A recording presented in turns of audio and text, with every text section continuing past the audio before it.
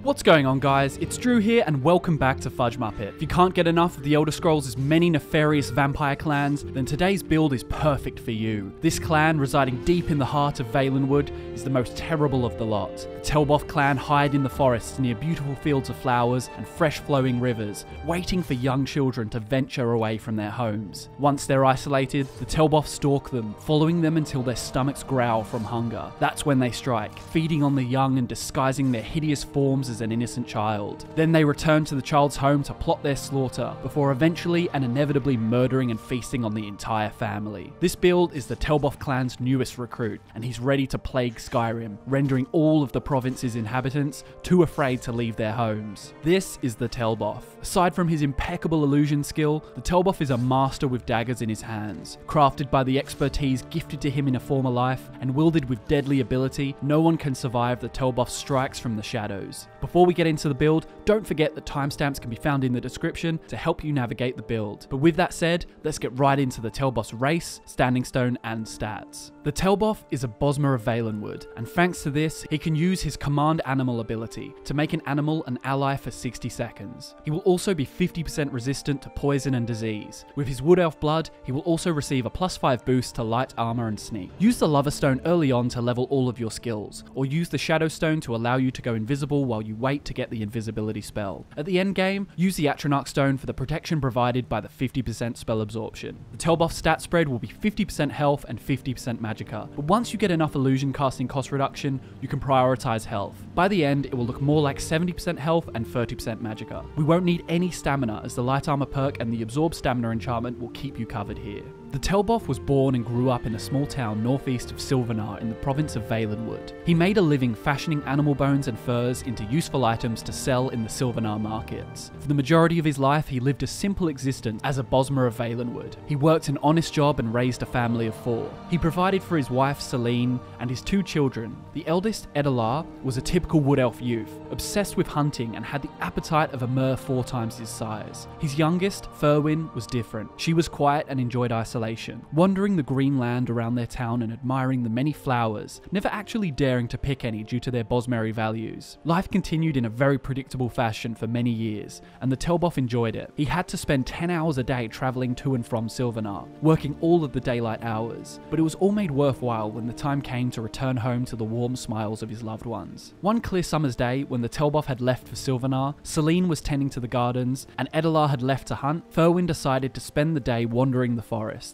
She found it fascinating that no matter how many times she left the house to go exploring, she always came across a new glade or stream or set of trees that she had never seen before. She would walk for 5 minutes in familiar territory, and then she'd be lost in some new environment. She wasn't a fool though. Her father and brother had taught her to navigate and to track her footsteps, so she was never truly lost. But the illusion was enough to bring her joy. That day, she wandered further than she'd ever had before, and in her glee and wonderment, she was completely oblivious to the fact that she was being followed. She stopped sporadically to smell colourful flowers and to listen to birdsong in the trees high above, and all the while, an elf with deathly pale skin and violently vibrant orange eyes watched her. The sight of her healthy, untainted flesh caused him to salivate. His fangs always ached when he was hungry. Oblivious, Ferwin began to hum. Nothing could spoil this wondrous day. By dusk, the Telboth's hands ached from the day's work. The journey home from Silvernar always seemed to take forever. This was usually due to his excitement at seeing his lovely family. As he drew close to his homestead, the sight of smoke wafting into the air could be seen from a mile off. Celine would be working on dinner, and by the time he returned, the smoke would stop and it would be waiting on the table. When he entered his home, he wasn't greeted with the usual smiles and kisses. Celine and Edelar came to the door, but they were concerned. Ferwin still hadn't returned. The Telboth turned to go back outside. He'd have to find her tracks. He blamed himself for giving her so much freedom at such a young age. But as he opened the door, there she stood. Her clothes were smeared with dirt and grass stained, but she looked fine. He embraced her and gave her a stern word about returning before nightfall, but this was the first time she'd ever done it, so he couldn't bring himself to be truly angry.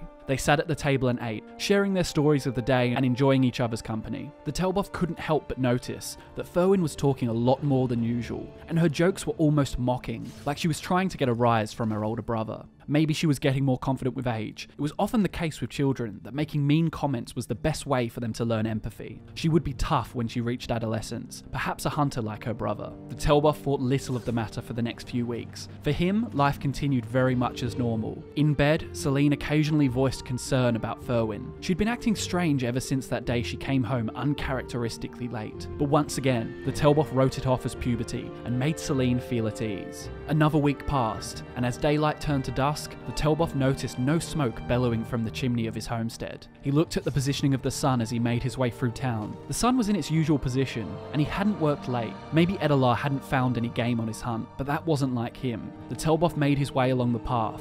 The front gate was wide open. So was the front door. Something smelled foul. His stomach dropped. Through the gaping door, he could see red. Blood was pooled on the floor and spattered on the walls, and on the dinner table lay two limp, lifeless bodies. Celine, Edalar, their eyes were open wide, staring as if frozen in terror. The Telboth nearly fell from the shock. His heartbeat battered the insides of his ears, and he could taste salt from the tears streaming down his face. At the end of the room, by the hearth, sat Furwyn. He called out to her, hoping that she wasn't hurt. She sat too straight to be dead. Whoever had attacked their home had left him his daughter. He walked dizzily across the room, calling to her once more and reaching out his arms. But Furwyn didn't turn from the flames. He stopped, and then she turned her head. Her eyes shone like the fire in front of her, and when she smiled, two fangs emerged from her mouth. Before he could scream, she leapt onto him, sinking her teeth into his neck. And then, as his daughter transformed into a fully grown male Bosma, the world turned to black. When he awoke, the bloodstains had darkened, drying into the timber floors and walls. The bodies remained, now dry and cold. Whatever wore his daughter's skin had not been mortal. The Telboth felt the two circular wounds on his neck.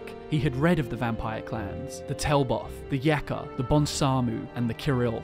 The horror stories of his youth said the Telboth clan preyed on children, stealing their skins and targeting their innocent families. The Telboth felt a wave of fury rush over him, and he allowed it. His anger was the only thing holding his grief at bay. He wanted to break down when he looked behind him at his beloved wife and son, and when he thought of his poor girl Furwyn, who'd probably been slaughtered weeks and weeks ago, but a thirst for revenge kept him strong. He set out on a quest, seeking out the vampire clans of Tamriel to gain insight on the location of his daughter's attacker. His search took him to Hammerfell, where the Anphotes vampire clan, renowned for their intellect, gave him a lead. A vampire boasting of his latest atrocities had passed through town, and he'd been heading north to visit the Volhikar clan of Skyrim. Resolute and fueled by vengeance, the Telboth made his way across the border to Skyrim, but in doing so, he was caught on the border by Imperial guards. After escaping Helgen, and after his grueling journey north, the Telboth will have descended into pure evil. Despite originally being fueled by revenge, the vampire curse has dehumanized him almost entirely. He will find himself slipping into bouts of intense hunger, and the only way to satiate it is to betray innocent families. He will do quests for people to gain their trust, making them feel as comfortable as possible before feeding on them and their loved ones. The Telboth finds that meat tastes far sweeter without fear spoiling the flavour. That's why he's so fond of befriending his victims. They won't be tainted by terror if they can never expect such a horrific attack to come from a place of comfort. A great option for this role-playing involves getting involved with the quests in Whiterun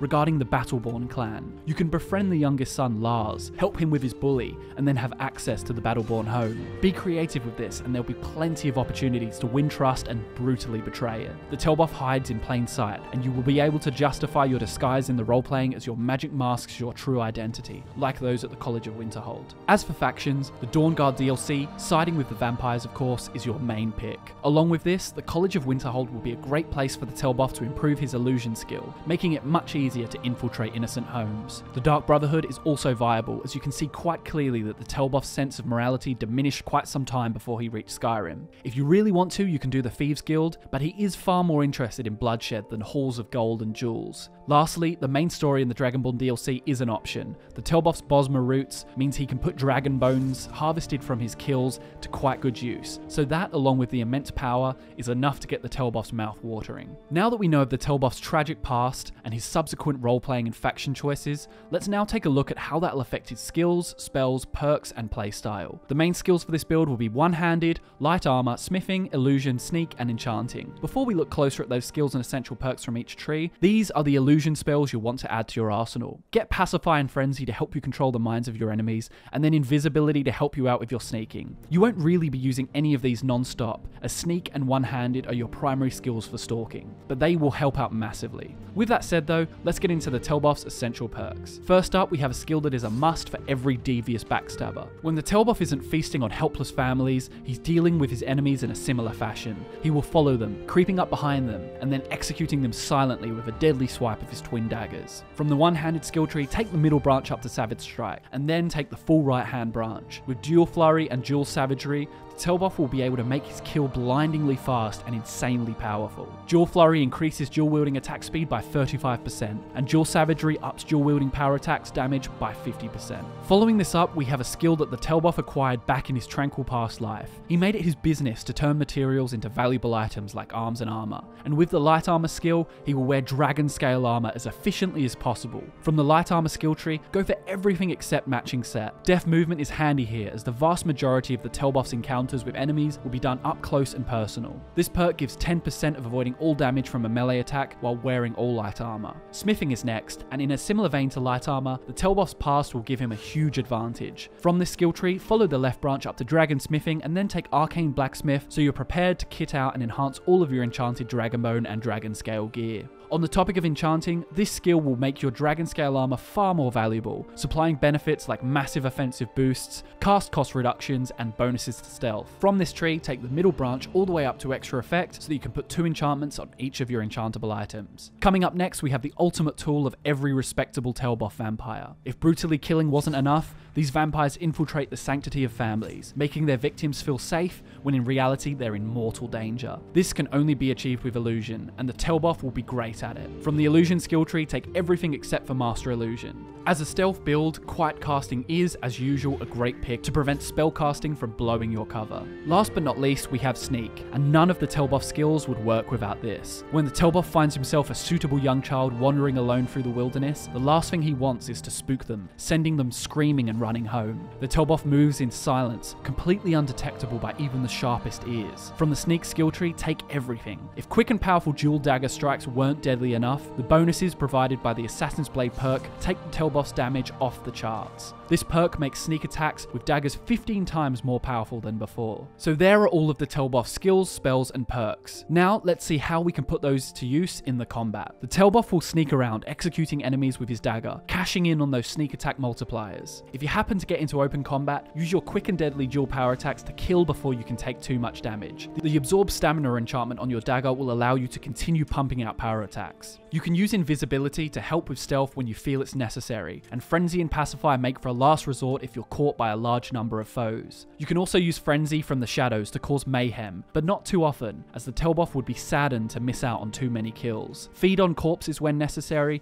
and you can turn into a vampire lord if you want to bring the chaos. The Telboth will wield dual dragonbone daggers enchanted with Absorb Health and Absorb Stamina on one, and Absorb Health and Soul Trap on the other. Make sure you acquire the Black Star to recharge your daggers whenever they need recharging. As for apparel, the Telboth will stick to Bosmerry culture, utilizing materials made from his own kills. And considering the fact that he's in Skyrim, what better way to dress than in the scales of a fire-breathing dragon? Along with a full set of dragon scale armor, wear a Stormcloak officer helmet. Lastly, wear the Bonehawk amulet and the Bonehawk ring. Enchant as much of the apparel as possible with Fortify Sneak. Then prioritize things like Fortify Illusion and Stamina regen. Even Health and Magicka regen may come in handy to you. And there you have it guys, subscribe to FudgeMuppet for more Skyrim builds, and give the video a like if you enjoyed it and want to show us your support. Don't forget that timestamps can be found in the description to help you navigate the video, as well as links to our social media accounts where you can follow us and talk to us directly. Thanks so much for watching as always guys, I've been Drew and I'll see you next time.